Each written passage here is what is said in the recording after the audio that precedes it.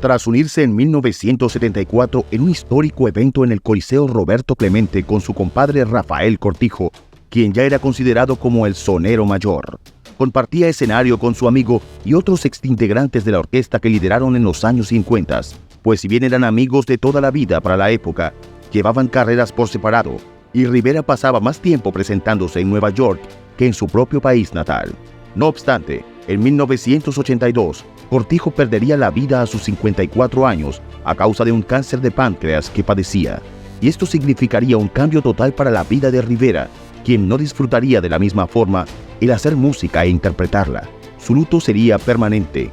Lloraba y cantaba casi a gritos en su casa los temas que compuso junto a su amigo, y esforzó tanto su voz que él mismo se lastimaría. Quedó ronco, y aunque intentó seguir cantando, parecía empeorar cada vez más. Cuando se dio a conocer el estado de su voz, sus próximas presentaciones fueron un fracaso en cuanto a ventas. A pesar de su reconocimiento, nadie quería pagar para verlo en su peor momento. Incluso se presumió que sufría de un cáncer de garganta, pero que quiso ocultarlo para no parecer débil ante su público. Según su hermana, Ibeliz Rivera, más allá de ir perdiendo su voz, él rechazaría muchas invitaciones a eventos y presentaciones. Para ese entonces, no quería seguir cantando. En una ocasión que su madre le recordó que su voz era su herramienta de trabajo, el cantautor respondería: "El maestro se murió y se llevó la llave", haciendo referencia a que la pérdida de Cortijo significó la pérdida de su voz. No fue hasta casi 3 años después, cuando ya había perdido todos sus ahorros, que Rivera pensó en retomar su carrera. Se sometió a una operación de las cuerdas vocales, que si bien no le regresaría su voz en plenitud, sí mejoró su condición. Y por otra parte abandonaría los vicios que tenía en sus días de fiestas, combinándolos por ejercicios en la playa y yoga. Se preparaba para una nueva presentación en Puerto Rico junto a otras estrellas de la época, pero su intento por rehacer su vida artística en su país no llegaría, y rozando la pobreza. Tras dar la que fue su última presentación en la municipalidad puertorriqueña de Ponce, nunca más pudo regresar a los escenarios, ya que el 13 de mayo de 1987, cuando estaba en su casa acompañado por doña Margarita, su madre, Ismael Rivera sintió una punzada en el pecho y de inmediato se acercó a ella. Ambos veían televisión mientras él sufría un infarto cardíaco. Así perdería la vida a sus 55 años, en los brazos de su madre, la única persona con la que compartió sus últimos años, alejado de toda la fama de la que algún día gozó y que hasta su último día intentó recuperar. Sin embargo, su nombre sería recordado. El entonces gobernador de Puerto Rico, Rafael Hernández Colón, declaró 3 días de duelo, en los que los restos del querido intérprete fueron velados. Su cuerpo estuvo todo un día expuesto en el Instituto de Cultura Puertorriqueña, donde figuras políticas, familiares y algunos fanáticos que pudieron ingresar se despidieron de él. En dicho primer evento se correría el rumor de que realmente no se trataba del cantautor quien estaba en el ataúd, que era alguien que se había hecho pasar por él para definitivamente retirarse de la música sin que nadie lo molestara. No obstante, después el ataúd pasó al Centro Comunal Luis Lawrence Torres, en el que se reunieron muchos más admiradores y artistas como Celia Cruz, Rubén Blades, Andy Montañez y Tite Curet Alonso. Más de 1000 personas asistieron a lo que se convirtió rápidamente en una fiesta de despedida, como él hubiese querido. Según sus canciones, se tocó bomba y plena durante los 3 días, y al tercero su ataúd pasaría entre la multitud, cubierto con una bandera de Puerto Rico para darle descanso, siendo sepultado en el cementerio de Villa Palmera en San Juan, Puerto Rico, justo al lado de su compadre Rafael Cortijo, dejando a muchos de sus fanáticos a la espera de su regreso y de poder escuchar esa voz que hasta muchos años después, artistas como Cheo Feliciano, Héctor Lavoe y Gilberto Santa Rosa seguirían elogiando, pues su influencia en la música caribeña perdura. Por esto hace falta remontarnos a sus inicios y repasar esos momentos de su trayectoria que lo convirtieron en una de las figuras más importantes de Puerto Rico y de la salsa. Ismael Rivera, también conocido como Maelo, nació el 5 de octubre de 1931 en el barrio Santurce de San Juan, Puerto Rico. Desde niño mostró un gran interés por la música, pasando horas improvisando con latas de pintura y palitos. Incluso hacía sus propias maracas con botes de leche. No obstante, desde muy temprana edad le hizo saber a su madre que primero aprendería un oficio antes de incursionar en la música. Pero a sus 16 años tuvo que abandonar sus estudios para trabajar como limpiabotas para contribuir al sustento de su hogar, así como también llenaba sacos de cemento y los vendía, iniciándose por un tiempo como albañil. Mientras ejercía estos oficios, pensó en ser boxeador, pero su mamá se opuso rotundamente. En esta misma época, con apenas 17 años, se uniría al Conjunto Monterrey como conguero, pero nunca le dieron la oportunidad de cantar.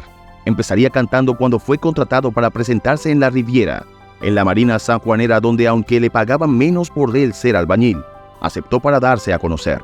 Dicho esto, a sus 21 años, tuvo que abandonar todo para formar parte del ejército de Estados Unidos, aunque sería dado de baja por su deficiencia en el inglés. Al volver a la isla, se unió a la Orquesta Panamericana, con la que grabó éxitos como El Charlatán y La Vieja Camisa, consiguiendo así el reconocimiento tanto en su país como internacionalmente.